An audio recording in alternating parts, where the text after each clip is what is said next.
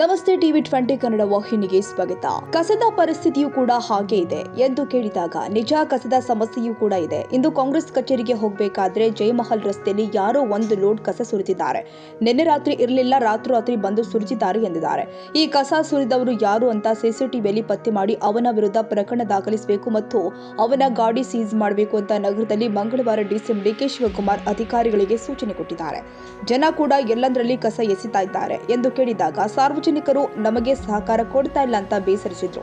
ವಾರ್ಡ್ಗಳ boundary ನಿಗದಿ ಮಾಡಿ ಪ್ರಕಟಿಸಲಾಗಿದೆ ಎಂದು ಕೇಳಿದಾಗ ಈ ಬಗ್ಗೆ ಮಾಹಿತಿ ಇಲ್ಲ, ಅದಕ್ಕಾಗಿ ಸಮಿತಿ ಇದೆ, ಸಾರ್ವಜನಿಕರ ಆಕ್ಷೇಪಣೆ ಇದ್ರೆ ಸಲ್ಲಿಸಬಹುದು ಅಂತ ಡಿಸಿಎಂ ಡಿಕೆ ಶಿವಕುಮಾರ್ ಹೇಳಿಕೆ ಕೊಟ್ಟಿದ್ದಾರೆ.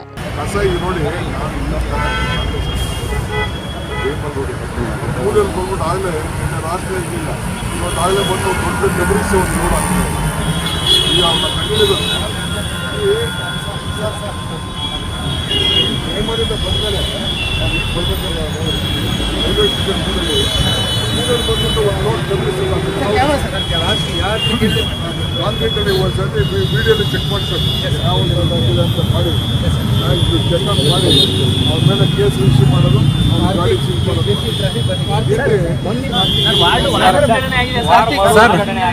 ಜನರು ನನಗೆ ಗೊತ್ತಿಲ್ಲ, ಅದಕ್ಕೆ ಕಂಪ್ನಿ ಇದೆ, ಆ ಕಂಪ್ನಿಯವರು ಮಾಡಿರ್ತಾರೆ. ಪಬ್ಲಿಕ್ ಎಲ್ಲ ಗ್ರೀವೆನ್ಸಸ್ ಇತ್ತು ಅಂತಾನೆ ಅರ್ಜಿ ಹಾಕ್ತಾರೆ. ಸರ್, ಜನರು ಕೂಡ ಕಸನ ಎಲ್ಲೆಂದ್ರಲ್ಲಿ ಬಿಸಾಕೋದು, ಸೊ ಜನರು ಸಹಕಾರ ಕೊಡ್ತಲ್ಲ. ಇದು ಬಂದು ಕಸ ಎಲ್ಲ ಬಂದು ಶೇಡಲ್ಲಿ ಬಂದು ನೀವು ಐಡೆಂಟಿಫೈ ಮಾಡಿ ಹಿಂದೆ ಬನ್ನಿ ಪ್ರಕಾಶ್ ಸರ್, ಅವ್ರನ್ನ ಹಿಂದೆ ಕರೀರಿ, ಅವ್ರನ್ನ ಹಿಂದೆ ಕರೀರಿ. ಈಗ ನೋಡಿತ್ತು, ಕ್ಯಾಮ್ರಲ್ಲಿ ಚೆಕ್ ಮಾಡ್ಬಿಟ್ಟು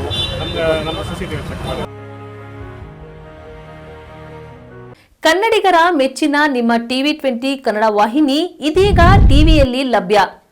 ಕರ್ನಾಟಕ ಮತ್ತು ದೇಶ ವಿದೇಶದ 360 ಡಿಗ್ರಿ ಸುದ್ದಿ ವಿವರವನ್ನ ಪಡೆಯುವುದಕ್ಕೆ ಟಿವಿ 20 ವಾಹಿನಿಯನ್ನು ಲೈಕ್ ಮಾಡಿ, ವಿಡಿಯೋಗಳನ್ನು ಶೇರ್ ಮಾಡಿ, ಕಮೆಂಟ್ ಮಾಡಿ, ಸಬ್ಸ್ಕ್ರೈಬ್ ಮಾಡಿ. HCN ಕೇಬಲ್ 842 ನಂಬರ್ನಲ್ಲಿ ಹುಕ್ಕೇರಿ ತಾಲೂಕು ಹಾಗೂ ಸಂಕೇಶ್ವರದ ಸುತ್ತಮುತ್ತಲಿನ ಹಳ್ಳಿಗಳಲ್ಲಿ ಲಭ್ಯ. PCN ಕೇಬಲ್ 129 ನಂಬರ್ನಲ್ಲಿ ಹಾರುಗೆರೆ ಸುತ್ತಮುತ್ತಲಿನ ಹಳ್ಳಿಗಳಲ್ಲಿ ಲಭ್ಯ. ರಾಯಬಾಗ್ ಡಿಜಿಟಲ್ ಚಾನೆಲ್ ಕೇಬಲ್ 80ನೇ ನಂಬರ್ನಲ್ಲಿ ರಾಯಬಾಗ ತಾಲೂಕಿನ ಸುತ್ತಮುತ್ತಲಿನ ಹಳ್ಳಿಗಳಲ್ಲಿ ಲಭ್ಯ. UDCN ಕೇಬಲ್ ನೆಟ್ವರ್ಕ್ ಉಗಾರ ಸುತ್ತಮುತ್ತಲಿನ ಹಳ್ಳಿಗಳಲ್ಲಿ ನಿಮ್ಮ ಟಿವಿ 20 ಕನ್ನಡ ವಾಹಿನಿಯೂ ಲಭ್ಯ.